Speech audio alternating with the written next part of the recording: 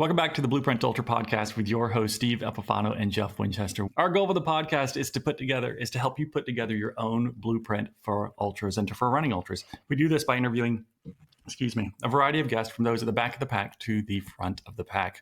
And those guests will share their experiences. And we believe that you, me, Steve, and everybody else that takes the time to listen to it can learn from those experiences. And so we try to challenge them with some questions, and we hope to learn a lot from them, and we hope that you get something from the episode as well. Well, our guest today comes to us with having started running, apparently, according to Ultra Signup, in 2017, and has run over 157 races. Now, I was going to say over 150, but then Ultra Signup has 157. I have since learned he runs other races that are not on Ultra Signup, so but over 157 it offsets the DNFs races. I have, so who knows? I mean, who really knows? We're going to get to those. We're going to get to those. No worries. But of all those races he has participated in, 20 of them, according to Ultra Signup, have been 100-mile races. And of those 20, 10 he has completed and 10 he has DNF. We're going to talk about the highs and we're going to talk about the lows. We're going to look into both those. He is no stranger to those.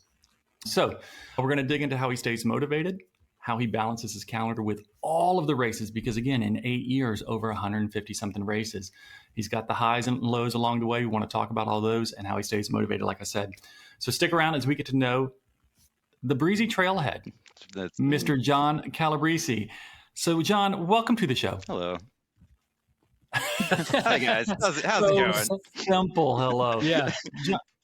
So, John, I made a small joke and I called you Mr. Breezy Trailhead intentionally. That is your Instagram handle. And, we've got our typical background questions. We're going to ask in just a second. But with a name like that, what does it mean? Where does it come from? And why Breezy Trailhead? Well, my last name's Calabrese, and, I'm on trails a lot. So there's the trailhead, and just kind of merged them. When I was in the Navy, especially, people had a lot of fun with my name. They called me Cool Breeze, Cala Cool Breeze. Breezy for cheesy, just whatever, man. It's a fun name you can do a lot with. So yeah, I had some fun with it for Instagram. And I mean, you could take it in multiple different directions, whatever you want to, as long as I stick in your mind. That's it. That's all that matters. That's a good point. That is the goal. Yeah. We weren't sure. Steve and I were coming up with all the different types of reasons. And so we figured we should probably just ask you as opposed to making those assumptions. So that's great. So John Breezyhead, Calabrese, how did you get started into running in the first place? I'm a deeply disturbed individual, and I never liked running. And I think eventually, it just kind of caught up to me. I didn't like meditating or anything when I was going through hardship, and I was always an okay runner. I wasn't great. I always liked other sports like football or baseball, stuff like that. Never really had the discipline just to run, but I think I got demented enough that I had to do something, and running just worked. And I just started slowly doing it and got more motivated to I started running like 5Ks with my family, and then out of nowhere, like when I was going through the divorce, I was just like, I want to run a marathon. And so I did that. And then once it was over, I got sad. I was like, oh, this shit's over. What do I do now? So I just signed up for more races. And as you can see from my Ultra sign up, I just kind of, I kept going. So tell me then, in 2017, you decided that you were going to run ultras. Yeah. So you said you did 5Ks and a marathon and stuff, but something turned the corner and you decided you wanted to go further, longer, spend more time outside, whatever it was. But why did you get into ultras specifically? Like I said, I think I'm just like really, I had to work out some stuff going through divorce and stuff like that. Like my third ever race, anything, not including 5Ks and stuff. I think my third ever race was the Barkley Fall Classic. That's how messed up I am as an individual. So just think about that. Just think about that, people. That's a fantastic one. Steve, you were going to say something, I think. Oh, no, I was just going to say, I think like working through things like that is good. And a lot of people use running as a like walking meditation, almost that kind of thing.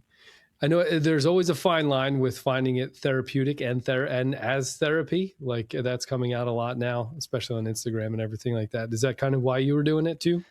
I mean, don't get me wrong. Running is no replacement for therapy in any capacity. Mm-hmm. But I mean, for me though, it helps. It just like it makes me feel like a kid. Just kind of like back to when I used to like play sports and stuff like that. It just brings me happiness. And I think just the more I wanted to do it more and more just as I did it, just because the people around, especially the people, just being around other people that are similar, going through similar stuff. And there's a lot of them out there in the ultra community. I think just being able to like connect to people that are broken, a lot of them. And there's people in the ultra community that aren't broken also. There's some like, really like very just like, put together people in it. And, I think that helps too, just, having a bond to people like that too. So I don't know, it's just a really cool community, very accepting community. And I mean, you'll randomly ask people for their drugs and races. Hey, let me get a salt tab. I mean, where else would you do that? I mean, where else do you have that level of trust to ask a complete stranger for drugs? It's an incredible community. Or a ride home, or meet me in this state and we'll drive over here to this race, or let me crash at your pad, man. Like it's so weird. Like there's no other like community that you can do this with now. Oh my God, I've never heard somebody call it asking somebody for salt tabs, Yeah. asking them for their drugs. I do find that true though. I find that funny. So, but if anybody takes any time to kind of peruse the Breezy Trailhead Instagram handle, you've got a ton of followers and everything. And it's not even about the followers, but you are very engaged in social media with those with your posts, but also with the people that you post about. If you look at your Instagram handle, you've got a lot of other runners that you are participating in. Either you're doing group runs, club runs, and all this. What is it about the ultra running community and the running community that you are just drawn to? Like let me rephrase that. What are you getting out of the community that feeds your soul? I mean, they're my people. That's just it. I've never really connected with, other than the military, I've never really, and that was forced on you. So like, that's a little bit different too, because like you can't help who you're around in the military. You just have to deal with it and become friends. But with running, it's kind of this, it's kind of the same thing. I mean, you hang out with these people just for the love of it, and you end up, having some really long lasting friendships, like in the military too. I mean, I think that's the best comparison. Like I know people that I was friends with the military, I'll never stop being friends with. Like I'm still friends with, we still talk all the time. And it's the same with running. It's like, it's a crazy connection you have with people, and a crazy bond just because you're out of the love for it. That's awesome. Well, I'm going to go ahead and start jumping into this topic everybody wants to talk about, and that's your races and your highs and your lows and things like that. And so I mentioned in the introduction, you've had at least 20 100-mile races that you've done. And we're going to talk about some of the lows, but I want to first talk about the highs. When you think about all of your races, not just the hundreds that you've done, but the other races you've been a part of, if you were to look back over the past 8 years, which of those races was your favorite? I mean, you've got a ton to choose from. So this year, I had a great time this year.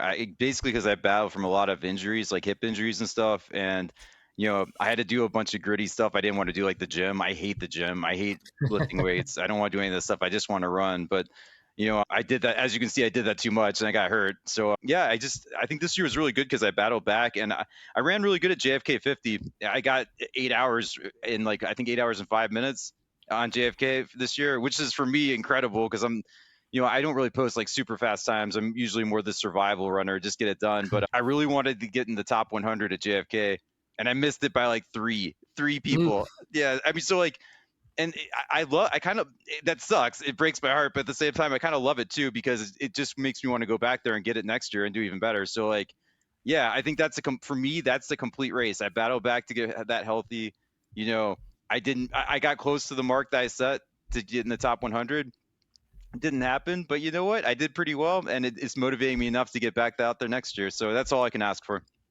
So take me to it. What happened? You said you had a hip injury that you had to recover from. Yeah. So at the time I was a caregiver, and I was helping out my guy Donald, and I helped him out to get to his PT one day, and I looked like complete hell, and like the person that was helping him out was like, "What's wrong with you?" I was just like, "Oh, I got some problems. I run a lot," and they like checked me out. They were really cool and checked me out, and it wasn't anything like torn or anything like that, but I had to do like a lot of PT to get right. Like they were telling me like 3 months. I was like, oh no, I'll give you 1 month. But they were right. I mean, I had to take it took me a while. Like if you look at my first race for 2025, I did a Cowan's Gap 50K in Pennsylvania. It's a brutal 50K in the mountains there. And it was rough. Like this guy was rowing with me the whole time. My guy, Don, he's a really nice guy, but he was so pissed at me because like I was like dying on that run. And there was a lot of just like thinking I was okay, but I wasn't okay yet. I think we talked about before the pod. It's weird. Like when you're testing out coming back from an injury, you think you got it. You're like, okay, I feel great. And then you just don't, like you might uncover it like a mile into the race or like 10 miles. But like, in that case, I think it took me like to mile 50 and I was just feeling like complete shit. So like, it was just a lot of that, like, trial and error and just like, going back to the weight room there were some days I would do like 2-a-days at the gym just to try to get right because I couldn't run, or I would like have to do the bike or swim, and it sucked. I mean, I love running constantly. You know, I love running like once or twice a day, and to go from that to nothing, it was a lot to battle back from. Well, That's what I was going to ask. Probably the same thing, Jeff. Do you know what caused the hip injury? Was it like an overuse? I'm sure weak glutes and just not doing like the core and PT stuff. I mean, like, you know, most runners don't want to do that shit. And like, I think I went a couple years without doing any of it. Like, I think 2018 up to like the 27 and 2018, I was doing like all the proper stuff that you should be doing, or at least to my knowledge. And then I just stopped doing it until I started having those hip injuries. And then like, luckily this PT gave me like a sheet of what I need to work on. And on top of that, like asked him other stuff to do, like what type of weights to lift in the gym and stuff like that. Cause I know nothing about this shit. I mean, like I played sports and stuff, but like not like, I wasn't like a football player or anything like that. In the Navy, we just don't lift weights. I'm sorry. We just, we don't do that for our PT, but we're not like Marines and stuff like that. We're, it just doesn't work that way. But yeah. Well, so you're talking about a topic that I think that a lot of people are very curious about a lot of times, and that is the fact that when you get injured, like what do you do with it?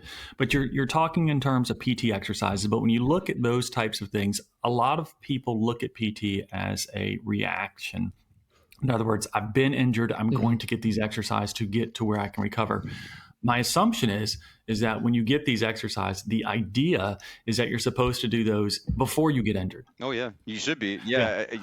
So what kind of exercises are you doing that are preventative for hip injury? So so basically, when I was coming back from that, I did everything on their list, and I'm still doing it now just to maintain. Right. Yeah. So like, I was lucky that they gave me like a sheet and stuff like that. I mean, you could easily like, Google it and stuff, but it was good because she could tell like what was exactly wrong with my hip.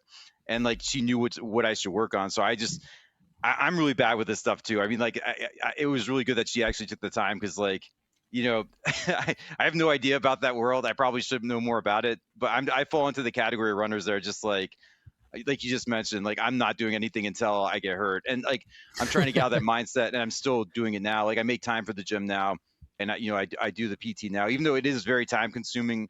I totally get why people don't want to do it. I mean, like what messed me up, I think, was COVID, because like during COVID, we were all doing like these virtual challenges and stuff like that. Like remember like the great virtual race across Tennessee? Like I think I did that 4 times, maybe more. I don't even remember. But like I just stopped doing all that shit. I just started running slower and just doing like longer distance and stuff like that to get more miles. And I never did PT from there on till like I got hurt. So yeah, my problem is that if I don't really force myself to do the other stuff, the stuff that keeps me healthy, I just fall apart. And as runners, we don't want to do it. We want to fall apart. We want to crash the car. We want to drive fast and crash the car.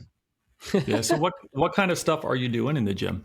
So I don't lift. So I would like to do more free weights. I'm mainly doing the machines and stuff like that. Nothing like major weight, but just like, kind of more like, as you're saying, just preventative type stuff. Like I'm not trying to get like, when people think the gym, that's also a funny thing too. They're like, oh, you're trying to get bulky and stuff. No, man, I'm just trying not to get injured. That's all it is. I'm about to turn 46, and all I want to do is just not get injured so I can keep running. So that's my main thing. Just like using a lot of the machines, swimming a lot, doing the cross training with swimming, riding the bike, just doing stuff other than running to help out. And then in addition, doing like the PT, like doing squats and like sit-ups, planks, just that type of stuff, which again, nobody wants to do that stuff. That's hard to me. Doing 30 squats a day is like harder than like any kind of running. I would rather do that. I'd rather do like a sub 25K or something just horrible. I'd rather do that than any kind of squats or any like that kind of shit. Yeah, but so not to interrupt you, but I mean, the key thing that I hope listeners are picking up and is that the idea that you can do general strength training. You don't have to do like high weights or heavy weights to kind of do what you're talking about. You're doing a maintenance type of training, which is a cross training, which is very beneficial. You're not overexerting yourself. Let me say it this way. When I work with my runners that I coach, and Steve, I'm sure you do this too, when you're giving a strength training type program, if they ask for it, you're trying not to do anything that's going to take away from their ability to run. Yeah. So if I'm going to program a leg workout for them, it's not going to impact their run. And it's also going to be 8 to 12 hours gap between the timing for those types of things. But if you're going to go to the gym and you're going to do your own leg workout, you can destroy your legs and you could decrease your ability to actually run that day. So you've got to determine like how much running you want to spend time on and how much weight training you want to spend time on. Yeah, I mean, that's what I program in our group workouts that I'm doing right now. We're training for the OC full and half with the group that I'm doing. We just have, and it's like 30 minutes. It's not a lot. It's right after our Tuesday hard workouts. We'll do like a 30-minute body weight circuit and light weights. So you don't have to do anything crazy. Do I do it? Maybe sometimes, but they all do it. That's why I say do as I say, not as I do. Come on, Steve. It's not fun. I mean, I'll say it like that. I mean, like I get bored as shit. I'm not gonna lie, but I know that if I don't, I mean, I know that it sucks when your hip hurts. I mean, like hip and knee, I think are the worst. To me, are like the worst injuries you can have, because like when I had that, I couldn't really run at all, and like like as much as you think people are going to be like, inspirational and stuff like that, they're happy you're hurt. I mean, they're like, oh, I can beat John now. I mean, like, that's how it is. Like, especially the road community. It's, like, and I get it. I don't talk shit to people, but like, like you have to be inspired. You have to be able to inspire yourself, because in a lot of cases, people, they're just happy that they can beat you now. So that's how I look at it. It has to come from within. You're not going to get the motivation to stay healthy from other people unless you're paying for it, Well, we're happy that you're not hurt any longer. So let's talk about the JFK 50. It's your favorite race. It is the first 50-mile race I ever ran. It is a great race. For those who've never run the race, I highly recommend it. It's one of the biggest run groups that you can do. It's one of the biggest races on the East Coast with that number of runners that you can find. It's got up to 1,200 runners that it takes in. It has got, I think it's 2.5 miles of rolling hills to start. Then it's 13 to 14 miles on the Appalachian Trail across the ridgeline. And then you drop down to a towpath for 26 miles. And then you close out with another 8 to 10 miles of rolling hills on pavement at the end. It's got a little bit of everything, which is the beauty of the JFK 50. It is a fantastic race. For you, what went so well that you got your PR? I mean, this is my 5th time running it, so I knew the race really well. I was just coming, this is really weird. So it took a while to get all right from the injury, but I ran the Army 10 miler just because, like, with the government shutdown, they were taking a lot of errors over that because people thought they weren't going to be able to have the race. So I signed up for that just to help the race out, just to be cool. And I felt really good on that race. So like from that point on, like after the Army 10, my body started feeling really, really good. And then I got to JFK, I was just kind of like, you know what, I'm going to try to go for the top 100. And I didn't try to push it on the AT. I just kind of chilled out. I wasn't going slow, but I was just doing purposeful miles on the AT. And then when I got to, this has never happened to me on JFK before, but when I finally got to the towpath, the CNO, I mean, like, usually I'm slow as hell on the CNO, especially like halfway through. I mean, it sucks. It's beautiful, but like, you're dying, yeah, especially if you're pushing it, it's usually tough, but I just felt good. And like, it was so weird because like, I was like usually it took so long in the past to do certain things on the towpath because it's 26.2 miles on there. That's rough, but like this time it just felt good. I was just like, wow, time's flying by like it never has before on here. So like I knew I had really, I was just in a really good place. And yeah, I definitely attribute that to doing the gym workouts and just taking that time earlier in the year just to kind of back off. I mean, if you look at my ultra sign up, which you have, I mean, like, you'll notice like for 2025, I didn't do any races, I think, for the first 3 months of the year, which is unheard of for me. So like I took the time to get right, and it still took a long time after that. And yeah, I think I took the proper timing to get right, and then just, things started to click, and I still can't believe I did that well on it, and I'm going to do even better next year. So do you know the secret about that course? I don't know. If you take a look at your Strava of the course itself, and I'm going to get this wrong because it's been a while since I've looked at it, so I'm not going to be able to tell you exactly which side, but I would encourage those who are curious about running the JFK 50 and you want to reduce your time and make it faster. The entire course is pretty much a big arc, and you can run the tangent for 26 miles. And most people don't realize it's a subtle arc. And so when you look at it, if you run the arc side, the tangent side of it, you'll actually cut time. That's because pretty cool. everybody typically takes the race, and we run on what side of the trail? It's a 2-person type of trail. You run on the right side because that's what you think you're supposed to do. Not if you want to cut time, because you can run the tangent. Now I wonder. Now I wonder what I did. I mean, I usually just generally stay on the right, but I have no idea. Like I don't know. I was in the zone on that race. Like again, going back to like kind of just like meditative and stuff like that. I mean, I think you have to be able to do that on the CNO because it's tough. I mean, it will break you mentally just seeing the same stuff over and over. And it's beautiful. Don't get me wrong. But like, I think anyone that runs the CNO will tell you. I mean, I've ran the CNO Canal 100. Was it 3 times? I've DNF'd it 1 time. I'm doing it this year. Or yeah, this year also. It's tough to do that race. I've never done well on the 100. I'm hoping to go sub 24 this year. But that race can break you, even though it's like no elevation at all. It's tough to run on the CNO Canal, for an ultra marathon. It's really hard. It's a long one. Yeah. But yes, so that's your pro tip. You can check out the tangent. I will. I'll use that next year.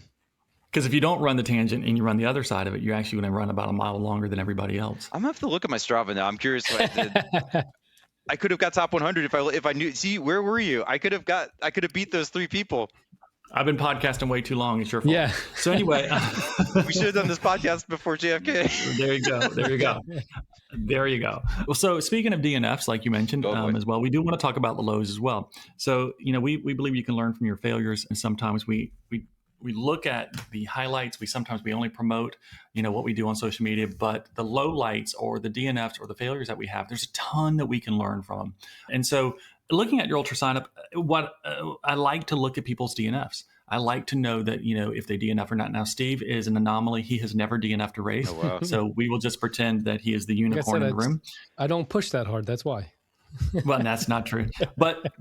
So he hasn't ever really learned anything, John. So let's be honest with ourselves. Because if we learn from our DNFs, it seems like, no, I'm just smarter than you. Got it. What do you think you have learned? I mean, well, let's pick one. Pick the most recent DNF. I think it was where's my notes Woodstock? Here? Woodstock this past September. What went wrong? Oh, actually, I DNF'd one after that. I DNF'd Export 100 also. Yeah, they don't. Which one? I DNF'd Export 100 also. Yeah, so I mean, like usually with me, it's this. I'll either get lost. I'll either do too many races and not just, it's not necessarily like a being in shape thing. It's just kind of, overuse type of issues. Those are the main things. Just like I just do too many races, or I'll get lost, or something dumb. Like just for example, this 50K this last weekend I did. It's an awesome race. It's called Willis River 50K. But even though it's marked and even though it's properly blazed and everything, nobody really uses the trail. So like everything's kind of overgrown. There's a lot of deer paths. It is so easy to get lost there. It's kind of like Barkley type shit. It's kind of like doing the fall class, like some parts of the fall classic course, but not in mountainous. Yeah, so like I got screwed up. I think I went from like second place most of the race to ninth, just because like I got so off track. Like I had to pull out my phone and figure out where I was at one point. It was so wild, but I like that stuff. I mean, I have no shame in DNFs or like not doing well in a race. As you said, as long as I learn stuff from it, and I'm still learning a lot, as you can see, but I'm getting better. So getting lost is one thing. Yeah. You said getting lost, or you've done too many races. The too many races, right? Are we kind of shooting ourselves in the face a little bit here by signing up for so many races? Of course. Like, do you regret that when you DNF then? No. Not at all. Well, I mean, because some people do and some people don't. Yeah. That's why I want to ask the question. So when you do have a DNF, do you have any sense of regret? Well, the only thing I regret is this: like if I'm like judged on that until like get into like a bigger race or something. Like if I were like, if somebody were considering me to get into like one of these high end races, like he's got all these DNFs and stuff. I mean, like I don't know what to say. Like that's just kind of I live and die by it. And I got no shame with it. So something like, I think you actually mentioned you're trying to get into Badwater. So would Badwater judge you for the DNF? Is that what you're thinking? I was considering applying for this year, but I'm not, just because, I've talked to a lot of people on it. I want to string together some better races, and I was coming off injury last year. I don't think it's a direct reflection of me, like my last couple of years. So I'm just going to try to do better this year, get some like more sub 24-hour finishes, do more stuff like I did at JFK, and just be able to show a better year. Come down to where I live, to Bald Head, North Carolina, and run the Badwater 51 mile. I've done it twice. Mm-hmm. Oh, have nice. you? Yeah. Because then you and I have met before. Because I volunteer or I run it each year. Yeah, 50K or volunteer. When did I do it? I did it in, I think, 20 21 and 22, I believe. Actually, so I mean, remember that short? There was a short, because COVID, they had to do it like 6 months apart or something like that. I did both those ones, but yeah, I haven't been able to do it since. But I love that race, man. I never knew that those islands were that beautiful in North Carolina, and I'd love to go back. It's amazing. well, that's one of the ways that you can kind of get on his radar is And you can continue to hang out crewing, with him. That's right. Yeah. If you can find somebody to crew for Badwater this year, that'll be huge for the resume for sure. The thing that's tough for me though about getting over, like I want to do Salton Sea and I'd like to crew. I have a daughter, so like she's really into dance and stuff like that. So like as you can tell from my races, also most of my stuff's on the East Coast, so it is tough for me to get out west. It's a dream to do like Western States or one of these other ones if I ever get into that. But if I were to get into like a race like Western States, I probably would get like terrified just because the money, the time, being away from my kid. Yeah, it's tough. Being an East Coaster with kids is tough, man. I mean, like, yeah, it's a lot of commitment if you get into a big race like that. But I want it at the same time, so I'm in this weird spot. So one of the things that we were talking about before the show when Steve and I were prepping is, and since I've DNF'd and he is not, I asked him. I said, "Do you find it difficult? Are you afraid to DNF? Are you afraid that you're going to open up the can and now you're going to just DNF more often because you've DNF'd one time?" And so I wrestle with that myself sometimes because I have DNF'd, and sometimes I think, well, I know I can pull the trigger because I can, come out from the next day. But I also challenge myself to not kind of do that. Like, how do you view the concept of DNF? And like some people are like death before DNF. Where do you stand on that whole idea? I'm like this. If I feel like I'm going to do some serious damage by finishing the race, or if I get to a point where like I'm death shuffling at like a 30-minute pace and I just can't move, I mean, you shouldn't go on. That's how I look at it. If you get yourself that point, but if you're feeling good, go for it. I don't think there's anything wrong with either thing. Yeah. Anytime I'm really messed up in a race, I'll ring the bell because just live to fight another day. That's how I look at it. Well, that's my point is that, there are people who are going to listen to this and they're going to be signing up for their first 100, their first 50 mile, or whatever that distance is, and they may have their first DNF. Like, what advice would you give to them about, hey, how do you pick up, pick yourself up? Like, what advice? It's almost like political. Like, I feel like, like I'm like this personally. Pause. It is definitely not political. I'm like this though. People may not agree with this, but I'm like, it doesn't matter. Just sign up for another race. And maybe that's the wrong answer because like that's why I'm always hurt. But that's just how I do it, man. I don't let. That's why I'm always hurt. Yeah, I don't let that stuff get to me. I just don't. As you can see from my ultra setup, I don't care. Like I'll just try to do something else. You should always try to finish the race. They're expensive. I mean, like we were just talking. You shouldn't go out with the intention of like spending $300 for one loop around like Prince William Forest or whatever the case is. Wherever you're running. But like I know there's something about just like trying to go for it, and I don't think there's anything wrong with that. Just trying to chase it. But that's it. I mean, that's the thing is that when somebody DNFs their first time, they're trying to make sense of everything. And I've DNF'd before, and I have my own process I go through. I give myself grace. I walk through the thing, and I'm like, okay, what went wrong? How am I going to learn from it? And what am I going to do about it differently? What things am I going to put in place, in training or whatever it is to try to prevent that from happening? Is it foolproof? No. Like I know that, but I also know that there are things that I can do to put that in place. But like you're saying, at some point you're going to sign up for another race. Yeah. Like how do I help that runner, that athlete, or that person who's over there sitting in the chair? They just decided to DNF, and 10 minutes later they're regretting their decision because it does happen really quick, right? And how do I help them say it's okay?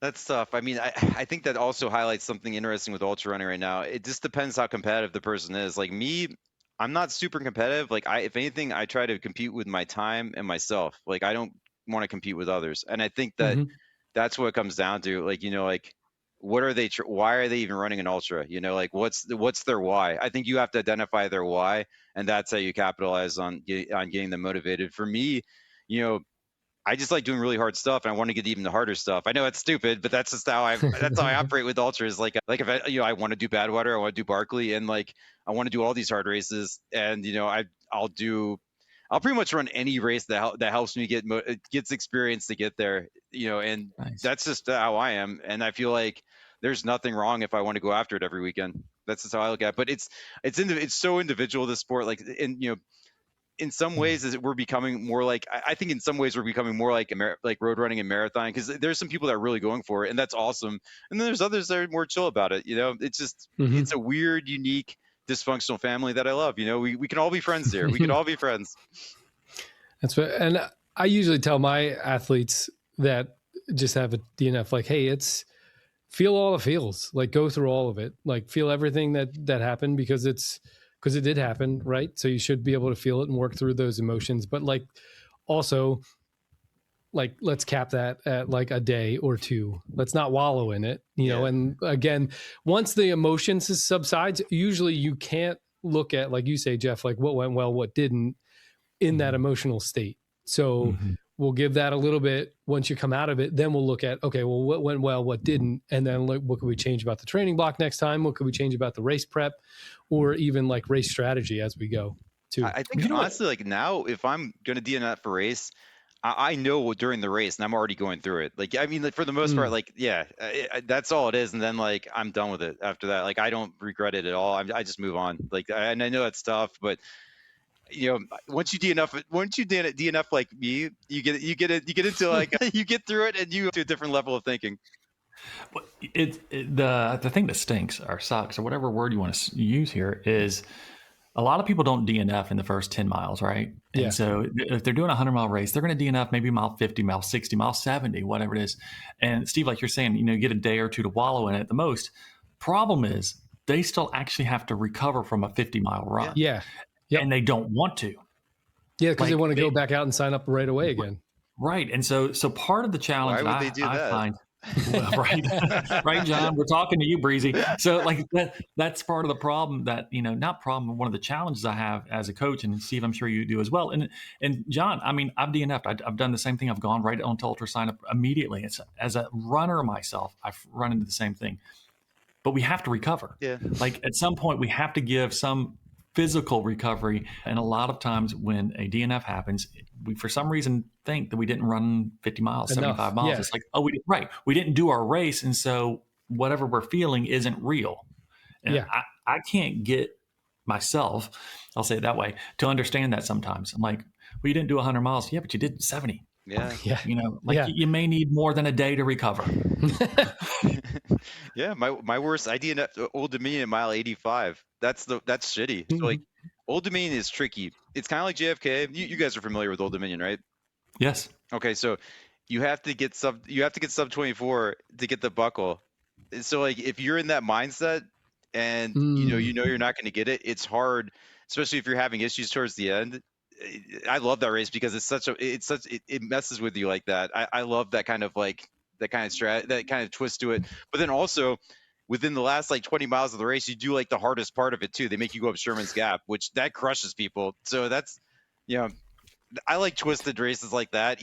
People think Old Dominion's easy because a lot of it's on road and stuff like that. It's hard. It's a hard race. All ultras, all 100 milers to me are unique and demented in their own way. I love them. Like I love the challenge of doing all 100 milers. It's really cool. So where does that drive to do hard things come from? I don't know. I think just like, I think just like, it just makes me feel happy. Like, just like I'm punishing my body. I don't know. It's weird. I've always just kind of, ever since I got into it, I just like being around the people and, I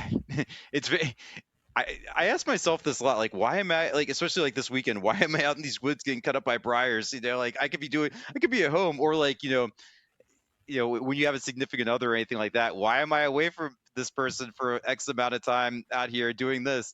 Like, I think if anyone were to be, I don't think anyone can be truly honest about this. It's like a weird thing. Like, why would we want to do this? We just do it though. And it makes us feel happy. It brings us joy. You can't explain what gives you joy. That's like, it's deep and personal. You can explain it if I keep asking. Yeah. I don't know. Maybe I hate, I hate myself. Yeah. Is that your why? The connection with other people that are like-minded? Is that your why? Yeah. I think that ultra runners are a lot like the people I knew in the military. Like there's some like funny, dark humor. everyone's got similar goals. I think like, there's a lot of broken people. You meet a lot of like, struggling alcoholics, people addicted to different things. And I truly think ultra running brings them together. That's probably what it is for me. Just like all the above type shit,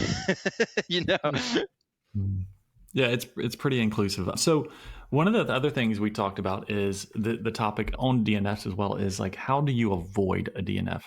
Because you said during the middle of the race, you recognize when it's going to happen, right? You like, I know it's going to happen. I mean, I agree with you. I've run races and I can tell you at the 50K mark, if I'm going to finish this race, honestly, and, like, even before you start, I mean, like you are your that's what I love about running. You are your training. If you're overtrained, I mean, better. I mean, it's almost like talking to like an alcoholic or like a gambler. You're basically a fucking gambler. If you're just like, if you do like what I do, you're like, what's his name? Adam Sandler in Uncut Gems. I mean, like, that's what it is. And like, there's a lot of us out there, but I mean, like, I'm trying to get better with it, but I just love the sport. I like doing a lot of races. So, but how, if you wanted to prevent a DNF, how do you think you would go about it? Not running every weekend. Like, actually, like, well, I mean, like, let me say it like this. Like, I think I'm in a better position now because I'm doing the gym work, and I'm doing like, slower days now, not going freaking crazy every day, trying to like, obsessing over certain paces and stuff like that. Like I'm taking more easier days doing the gym work and things of that nature. I think that's what you got to do if you really want to do it the right way. You can't look at what other people are doing on Strava. You have to think about yourself. You have to think about your training plan, and you have to be smart about it. If you run things for other people, and that's a huge thing right there, just running for yourself over running for somebody else, like, and that's hard. Like, you get looped up in friends, group runs, what your significant other's doing if they're a runner. It's really hard. I mean, you can't copy. You have to be like, you have to be yourself. It's interesting, Steve, because when I asked the question, the answer that John gave it was about too many races, which is what earlier I asked, what are some of the reasons, we DNF? And he said that. Yeah. And so what I'm now thinking is that for anybody listening that has had a DNF, they should ask themselves the question, if I were going to prevent a DNF, what's the first thing that comes to their mind? And the first thing that comes to their mind is something that they have dealt with or is a reason that they do DNF regularly. And so they know something that they can put in place to begin to prevent that. And so then, John, you started talking about doing more strength training, doing the things that you're doing to kind of prevent that. And so I think if people could ask themselves that question, what can I do to prevent my next DNF? They would answer it based off of, if they haven't done the thought work to figure it out, and maybe they can go ahead and start figuring that out now and kind of flip that conversation around. Because as we were talking about, Steve, I think you and I were both rattling these off earlier, that the main reasons people DNF are like mental reasons. We lose our minds. Oh, yeah. And we go crazy in the moment. Or we're just tired. It's a mindset issue, right? It's nutrition, it's hydration, sleep, injury, time, weather. And then our good friend John here added lost, because he got lost in too many races. Of all of those, every one of them you can prevent, with the exception of weather and injury. Yeah. They're all preventable. Oh yeah. I mean, and the funny thing is this, if you talk to most runners, like whenever like somebody's telling me they have an injury, I'm like, oh, so like what type of PT are you doing? Or like, are you going to the gym? Hell fucking no. They're not doing any of that shit. Like any of the time. Like, so like, I'm like, so why aren't you doing that? They're like, oh, it's I didn't really identify it until like it happened to me, or like until I actually like it really happened. It happened to me like a long time. I was dealing with injuries just doing races, but then like when I actually got to the point where I couldn't run and I couldn't, I had to like cancel races I was doing because my hip was so messed up. Like it was hard to like walk. That's when I started to think like, oh shit, like I actually have to do this work. So yeah, if somebody tells me they have injuries or stuff like that, now I ask them that too, because it's happened to me. Like, I can talk about, I feel like I can talk about it better. But yeah, it's funny though. Like whenever I swear, like whenever somebody tells me they have like a lingering issue, I'm like, oh, what are you doing? Oh, nothing. Well, that's why, man. Because I was thinking of injury during the middle of the race where they actually broke an ankle or something. Yeah. But your point is that something gets aggravated that they already have existing. That is a preventable injury that could have been removed from the equation as well. Any other thoughts on DNFs, Steve, that you have? No, like I said, the only thing, like, they can really start like months ahead of time during your training block, like to start practicing that mental, I guess, even toughness or just mental exercises of when you hit a low. And then you can practice your nutrition, hydration, and even sleep too, to make sure you're getting the proper sleep prior and before. That's like one of the hardest things I know for me. I know I don't get enough sleep, but No adults do, man. yeah. I'm getting very so like I quit drinking coffee just because of that mainly, and it has helped a lot. But I miss coffee so much. But that's so I've gotten to the point on ultras where I feel like I was going to overdose. Like I've taken so much caffeine. Like yeah, so That's I probably feel not like good. no. I mean like It's like asking people for drugs. it is. Yeah. Hey man, let me get the caffeine pill. Yeah, I was like Jesse and say the episode of Saved by the Bell. Give me the caffeine. But like, that's one thing I'm worried about though. Going into 100 milers coming up is like, how will not having caffeine help me? I might have to budge and take some like like here and there at the night portion of 100, but I'm gonna try not to. We'll see what happens. I think you should at nighttime. It'll light you on Yeah. fire. Oh, especially after not drinking coffee as long as I have so far. If I can keep it up until the race, like yeah, that would be amazing. I'd be like, wee, I'm like a kid again. This is great. Yeah. I feel so alive. I'm having a hard time believing right now that you don't drink caffeine. Exactly. That's what I About a was week. going to say. It's been about a week, so we'll see how it holds So you up. still have enough caffeine in your system from previous things. Probably. Yeah. I think he's going through withdrawals. Yeah, I mean, that's true. the first couple of days I didn't have headaches, but I just felt weird. And like Yeah. but now I'm able to sleep better, and yeah, I'm starting to become like I have like a mutant energy. I'm an X-Men now. And That's fantastic. You also mentioned in your email that you sent us when we sent you some questions, you mentioned that you have gotten faster as you've gotten older. What do you attribute that to? not being injured. No. So I That always helps. just messing around after JFK. I felt like I felt like really motivated. So I wanted to get a PR in the 5K. And I ran a couple after JFK, and I almost broke 19. I got 19:05 on the last one I did, which for me that's hella fast, man. Like, and yeah, I might do it again after I get done with the ultras. The way I like to do it, if I'm going to do faster races, I wait towards the end of the year. Like, because at that point, who cares if you get messed up, all the ultras pretty Who much. cares about next year? Yeah, exactly. Then you just like, you can just go into that weird void between Christmas and New Year's and you're fine, but I think I hit the right time where, I rested earlier in the year. I started doing the weights and stuff like that, got serious with it. And yeah, I'm hoping to get a lot more PRs at 46. So we'll see. Are you doing speed work? Yeah, so like that's the interesting thing. I'm just gonna say it like this: there's no disrespect towards road races, but they're expensive, and there's a couple I do. I love the Marine Corps Marathon. I'll do that every year probably until I die. I like pushing with Ainsley's Angels, but I think that's the only road race I'm gonna do this year, except for some others maybe with Ainsley's Angels. But for the most part, like I think road races are really expensive. I mean, like we have some ultras that are too, some high-end ultras that are very expensive. You know the ones. But to get my speed work in and stuff, instead of doing that like on the big fancy road races, there's a run club where I live, the Dairy Queen Track Club. They're blazing fast. I have to put on like vapor flies to keep up with them, but I'm doing most of my speed work with them. Yeah, so like they do some awesome stuff, and I wanted to run with them last year, but I was just too banged up. But now that I'm feeling better, yeah, I do my speed stuff with them, and I really think it helps on ultras. Like for any ultra runner that doesn't do that stuff, they're missing out on a lot. And I think you also said another thing that probably attributed to it is you said, at least over the past year, as you slowed down a little bit, you were a little bit more purposeful, slowing down on your longer runs too. And that'll help out immensely. I think what happened with me, like there's a couple of years, I was more just doing like club run stuff, like and not necessarily running with. You don't have to run with go-getters and stuff like that. You don't have to run with people that push themselves hard. But I think for me, I have to, like I have to run with people that like no bullshit. They work hard. I have to run. I just had to change my mindset and run with different people to really start to capitalize and grow, I think, as a runner. So what do you mean, Steve, about going slower? Well, you said going slower, like during his longer effort or like longer, not races, but like longer practice runs and longer training runs. Because that you're working in your aerobic zone, you may have been pushing a little bit hard the entire time. So that allows you to absorb when you actually do those faster speed workouts instead of just being in that like gray zone between your anaerobic work and your aerobic work the whole time.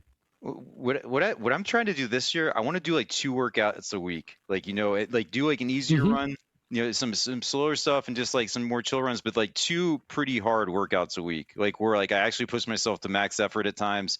Like that's stuff I've never done in the past. So like, I think that's what I'm really getting help on now, running with these guys. Like I'm so bad with like the workout names and stuff like that. Like the like I don't even know how to say it, but like like when you see like on Strava where people like put like the track workouts out. I don't even know what Yasso that is. and all that. Yeah, I don't know what any of that is, but like running with them doing that stuff, like the max effort stuff, like out of nowhere, and just like kind of just I've never worked out like that, and I think it's really beneficial to me because like now, even on ultras, if there's a spot where I can like capitalize, like like once I got off some technical terrain, if there's some road or something, I can actually like I can switch gears better if that makes any sense at all. Does it? Mm-hmm. Yeah, and I think I couldn't do that before because like I just wasn't used to doing this type of workout. So I get done with a really hard part in ultra and then have to walk the rest. Yeah. And now I'm not doing that. Now I'm actually able to run. And I would I think. Oh, sorry, Jeff. No, you go. I would suggest not starting with 2, start with 1 and then build up to 2 hard workouts a week and the rest easy. And they don't have to be fancy either. Like they don't have to be those fancy named workouts. It could just go out and do a set interval as hard as you can for a number of intervals with a recovery in between. That's what a lot of people I think overcomplicate, that they see from the road races and see other people on Strava like, oh, my workouts have to be sexy. They have to be this type of way. I got to do 800 repeats. You don't. You can do your easy days easy, have one hard day a week, and you're going to be really productive. Yeah, I mean, if you look at my Strava, like I have some days where I do really good, and then there's others like you can tell I'm definitely trying to chill harder. So like I'm trying to just have more of a balance and varied pacing and stuff like that, and definitely going to the gym and doing the PT and core every day. Yeah, what I was gonna say, Stephen, I was actually going to kind of echo what you were saying, is that if you don't, John, the reason that you're able to access the different gears you're talking about is because you've got to have the easy run on the other side.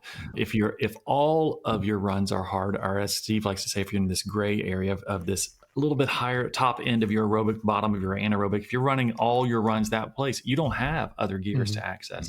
So yes, you can have a hard run, or you can do 2 hard runs a week. Again, as Steve says, and I agree, build up to that point. But all your other runs, if you're doing any kind of high intensity run during a week, then all of your other runs need to be easy. Yeah. Like you really need to make them easy, because you do a lot of physical damage in a high intensity run. They are hard efforts intentionally. They're because you get growth for them. And so when it happens, you want to grow from that run by having an easier run after. And the problem is a lot of people are like, I can't do an easy run because I feel like I'm going too slow compared to my fast day. And I'm like, no, you're not trying to make every run faster than the last or further than the last. And I think that's the mistake we do when we just try to wing it. And so, but to your point, John, like you said, if you want to have the gears, you've got to train the gears, right? You've got to be able to access both. And I think that's what you're doing. So I think it's great. Very happy about that. That's awesome. 2026 calendar coming up. You've got I think there's 9 races listed on the Ultra sign up that you're currently signed up for upcoming already. There will be others, I'm sure, on the calendar that are not quite there, like Burning River, which we talked about before the show. Of the races on your calendar, you have the Canal Corridor 100, the Old Dominion 100, the Jigger Johnson 100, and now you've told me the Burning River 100. You have 4 100s on the calendar that you're looking at in 2026. Also, you've got the Barkley Fall Classic to close out in September, and a couple other 50Ks within the thing. And I think there's also I'm definitely trying to get the Hellgate also. I should be able, we'll see what happens with that. So with all of those, which one is your primary focus? And I'm going to make you pick one. Jigger Johnson, because it's insane. It's in the White Mountains of New Hampshire, and it's a really scary race. I think it's a 54-hour cutoff. That if that tells you anything, that's fucking terrifying. I mean, it's like not runnable at all. A lot of like bouldering and stuff. Yeah, it's awesome. I can't wait. Because what's your Ray? Your Ray is like what, 48? Something like that. Or is that High Lonesome? They're very similar. Oh my gosh, I would love to do that. I think the Ure cutoff is 52. Okay. Well, I mean, it's still less than the 54, which is nuts. Jigger Johnson is definitely technical, and it is primarily bouldering. There's not a lot of running on it. It is a lot of bouldering. I interviewed the race directors a while ago before Aravaipa bought them, and so they are an Aravaipa race as well now. It's a great one on the East Coast, and it's a rocket, man. That's why I'm going. So how are you, we're going to ask one question on that then. How do you train for bouldering and that type of climbing? Because you live in Virginia. You don't necessarily have all of that at your fingertips. So, well, unless you go to Shenandoah. So how are you going to train for it? So Shenandoah, Massanutten, I do a lot of stuff with the Virginia Happy Trails Running Club. They do some gnarly shit, man. So like, they do a lot of good stuff in Massanutten that can help get me ready. But also I'm going to be running what's called Manitou's Revenge. I've done that race before. It's not the whites, but the Catskills are no joke either. I mean, like I've DNF'd that race once and I finished it once. Wasn't going to go back and do it, but my friend is now the race director. My friend Alex, he took it over, so I got to support him. And at the same time, that's a perfect prep up race, in my opinion, for Jigger Johnson. Again, I can't compare it to Jigger Johnson. I've never ran there in New Hampshire in the whites, but I think I think it's a worthy training ground because it's a very hard race. Are you two familiar with Manitou's Revenge? I'm not. Yeah, it's a rough race. It's in the Catskills. It's a lot of bouldering and scary stuff. At one point, a couple years back when I ran it with my friend Tony, I looked at him. I was like, "We're gonna die here." It was awesome. It was awesome. I loved it. So is your training primarily just races that build on races? Somewhat. I mean, like, because when it comes to like doing the whites, yeah, I mean, like we don't have any, I'm just gonna say we don't have anything comparable to the whites here in Virginia, but I mean, we have hard trails to train on. But I think for Jigger Johnson, like I have to use races to do that just because like, I'm not going to, in most cases, because like, with my kid and stuff like that, I'm not going to just drive out to, a certain place that's comparable and be able to train like that. I think the best way to do it is something like, prep up with Manitou's Revenge, because there's aid stations and stuff like that. There's safety involved. I think that's the smartest way to do it. I mean, I could train on, I could drive out on weekends and train places, but then I don't have the aid there and stuff like that. It's kind of like through hiking. I always say like, I think it's like races are cool because like, you can do it for the weekend. You have, all your aid and everything there and like friends and stuff like that. I think it's just safer than going somewhere and just trying to train for it. It's an interesting point. Nice. Prior to the show, we asked you, what is a message or topic that is important to you? And you replied, you said inclusion. And see, we're getting close to like wrapping up our show, but I can't let that kind of statement go, to miss out on why that's important to you. So what is it about inclusion? And you also mentioned Ainsley's Angels. And so I'm not sure if the two are connected there or not. Yeah, they are. I feel like, all races within reason. I mean, like, like a lot, especially road races should, be inclusive of others, in allowing Ainsley's Angels to be able to participate. So, you want to have people out there that can enjoy the race and give somebody a good day. And I think I did the Taco Bell 50K. I'm going to use this as an example.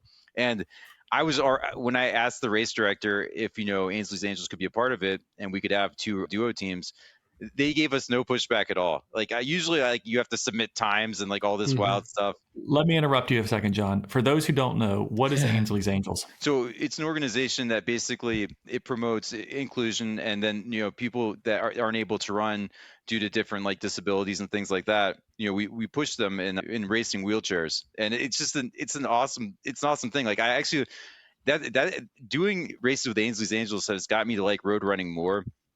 Because like before it's so type A and people are so into times and stuff like that, and it's so self-serving. I mean, ultras are too, but I think more in the road community, we're more thinking about time and stuff like that. But whenever I run with Ainsley's Angels, it's just you're doing something for somebody else, making sure somebody else is having a good time. And I think that's really awesome. It makes me appreciate the race more. But yeah, I had a great time. I did 11 races with Ainsley's Angels last year, and I had a blast. That's incredible. The best was the Taco Bell 50K too. It was freaking hilarious. It was awesome. Tell me about it. So, kind of going back to like talking to the race director, they were so cool about it. They gave us no pushback at all. And then when we got there, they were like, they treated the riders like they were rock stars. It was so awesome. The riders were laughing at us eating all the Taco Bell because I think there was 9 Taco Bells we had to eat at.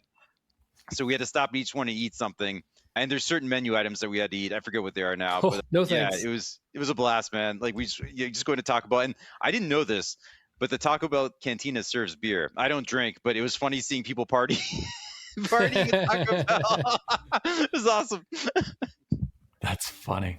I've had a blast, man. It was a good time. So how do we, I mean, I get Ainsley's Angels in road running. How do we make trail running more inclusive then? Well, that's the thing. I wish that we could, but like, it's just not safe, especially like, the race, especially the crazy ass races I do. Like, there's no way that can happen in Jigger Johnson right now. We have to get better technology and things of that nature. But yeah, I mean, what I'd like to do at some point is be able to like, I CNO, you couldn't do it because there's some parts like going up into like aid stations where you have to kind of climb up. It wouldn't be safe there. I don't know about Canal Corridor. I think if I were to be able to push on an ultra, it would be like on a rail. It would have to be like on a rail trail. I don't think it's possible to do on like like a technical ultra. The only one that I've pushed on, it's not an ultra, but we have a run here that's pretty cool called Sheets to Sheets. You go on a rail trail from one sheets to another, and then they give you like a crazy amount of food. It's so funny. Like all these races, there's always like food. Food is the prize, either Taco Bell or Sheets or whatever. But yeah, it's fun times here. Yeah, I think you could definitely get there's quite a few you could probably choose from. There's like the Daytona 100, which is paved. You could do the Keys 100, which is paved. Same thing.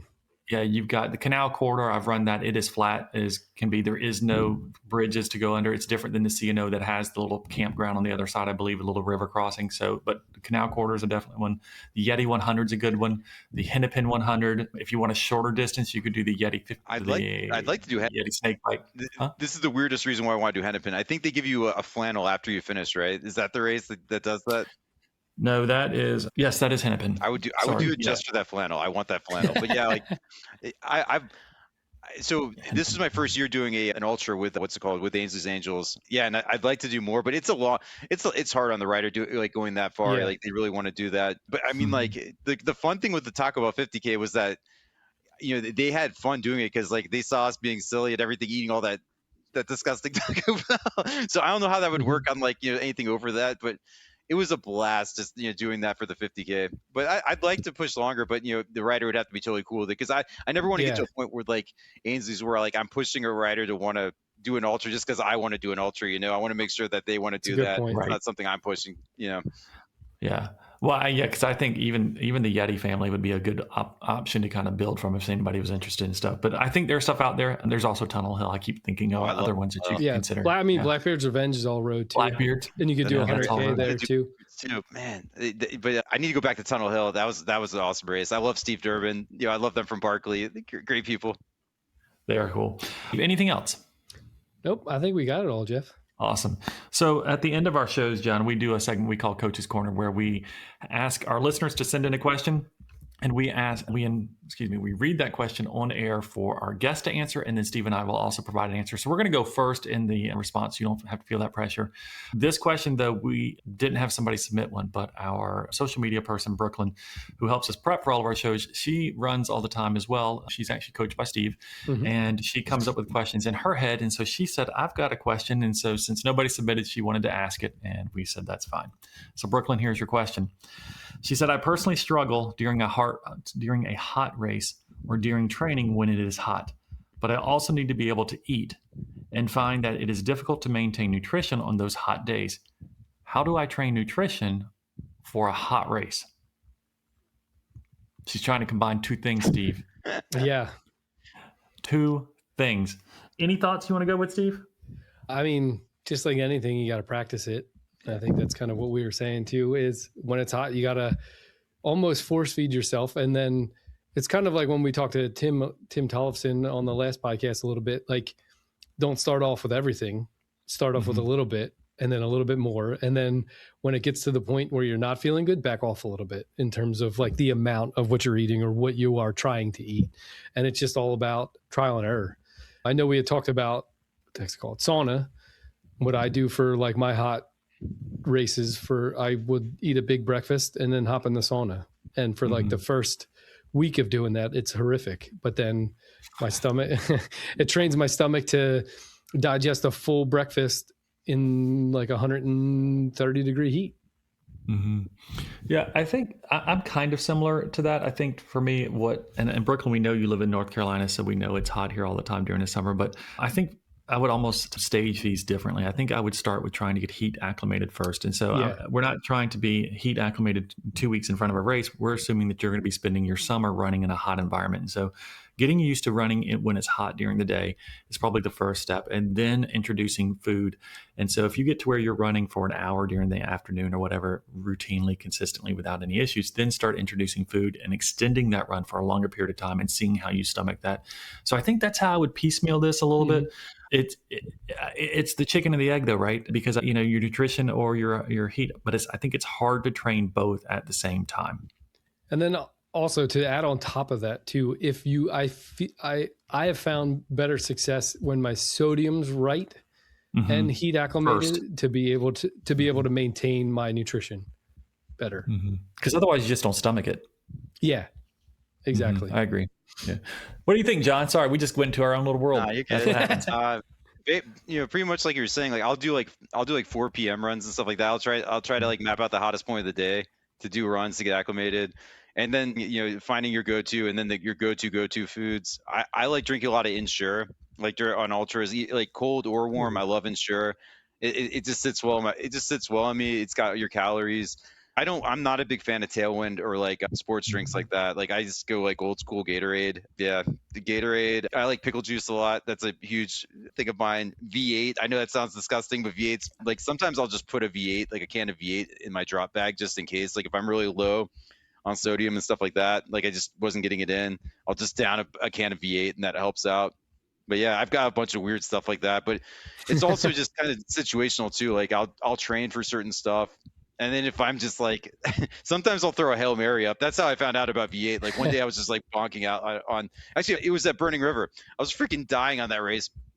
And somebody gave me a can of V8 and I was like, oh man, and I was fine. But yeah, I think some of you just kind of find out as you're training. We're on a run. That's fantastic. Yeah, I mean, you're going to make me ask a few questions now because so V8 is high sodium, and so that would be a good source of sodium. You mentioned pickle juice before that too. So both those are good options when you're dehydrated, and Burning River would be a place that's super hot, and so that makes a lot of sense. And then you said you don't do Tailwind, you do Gatorade. So I'm assuming you do Gatorade probably primarily, but you mentioned Ensure. Yeah. So Ensure has protein, which a lot of people advocate, particularly to drink at some point. Do you drink Ensure like at certain points of the race? Is it nighttime? Is it when it's cooler? Because to me, I don't know if I could stomach Ensure. Yeah. I'll have it on my drop bag, and yeah, it just depends. Like if I not at like a hot point of the race, I think I would drink it. But it depends though. If like if I feel like I can do it, I'll do it. And it usually it's in your drop. Wait, pause. It's in your drop bag, which means it's not even cold. Yeah, unless it's cold outside. I'll just drink it. I'll just straight up drink it. That is. I've used it. Is it so dairy much, based? Yes. I mean, that's what I thought. It's not refrigerated or anything. I mean, it's just like straight up. No, it's just dairy based though, right? Yeah. But it's like it's a milk consistency. To me, it's like it's got to be cold or I'm going to bring it back. Just drink it. I mean, like honestly, do you guys use gels? I mean, like that's the worst. I mean, like I won't drink. I won't use the gels. Bland. I use bland gels. I can't use those. So like, you know what I use instead of gels? I use Welch's fruit snacks. That's like the best. Yeah. Oh yeah, those are the best thing. They're cheap. They're great. They go down easy. I always have those at races. This was a complete sorry, Brooklyn. Thank you for your question, but you got us over on talking about other Welch's. So get some Welch's, get some. I mean, it's funny. I drink apple juice. I love it. Apple juice is good. Yeah, it's good. Anyway, so Brooklyn, thank you for encouraging us to ask your question. You took us on a tangent we didn't realize we were going to go on, but we appreciate that. So if you're listening and you've got a topic that you would like us to talk about, to kind of spitball about like we just did, please send it in. Brooklyn would definitely appreciate it. If not, she's just going to keep sending us questions and we'll just her own go on questions. what she says because she has a ton. But again, for everybody listening, thank you so much for taking the time. John, thank you for joining us and being a part of the show with us. Thanks for having me. It was cool. Yeah, thank you. What's the best way people can stay connected to you? Instagram, yeah, Breezy Trailhead. Hit me up there. All one word. Let's talk. All one word. Yeah, definitely give John a follow. You can follow all the races because he's got a ton on the calendar and he will keep us up to date.